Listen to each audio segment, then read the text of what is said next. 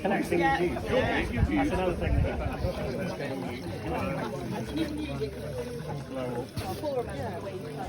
And your head now. Yeah.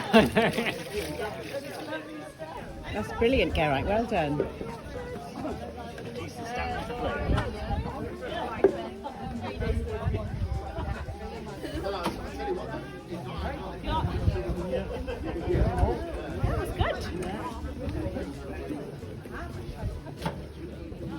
Yeah, no, you do it. Yeah. Oh, look, it's flowing out now. Look at the front. It's absolutely flowing out.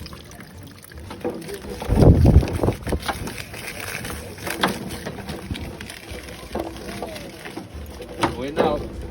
We're playing. We can only see part of it. These leaves are called cordain leaves. Well, thank you. Apart. And this is a mulberry tree. So this is actually the oldest mulberry tree in the UK. Yeah, and they believe, so King James ordered for mulberry trees to be planted in the UK between 1606 and 1607.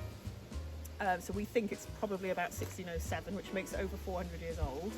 And he planted them because he wanted to have some kind of silk industry in this country rather than importing it from China. Which sounds great. And there are quite a few around the UK. I used to live in London, and there was one in a local park, and people used to come out with a big bed sheet and shake the tree. And all the berries would fall down, and they'd all make a pie and they'd all share it. It's something they did every year, and they've been doing it for like 50 years or so. The only problem was when he planted the tree, silkworms, so it's the silkworms that feed on the mulberry, they planted black mulberry and silkworms only eat white mulberry, so it didn't work out. But we've still got the tree.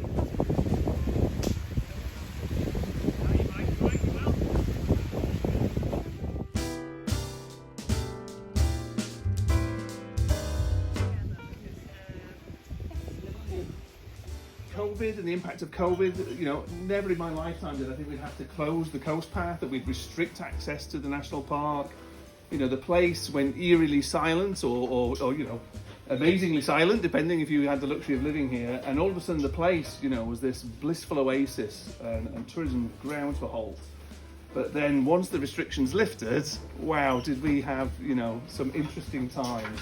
And the pressures that brought and new challenges, and I think all of us actually, I'm sure you feel the same as volunteers and staff, quite exhausting, to be honest. So the fact that we can come together and spend some time is really appreciated. So I know you're really here for the cake and camaraderie. I get it, but it was just my chance to say thank you ever so much for everything that you do as volunteers.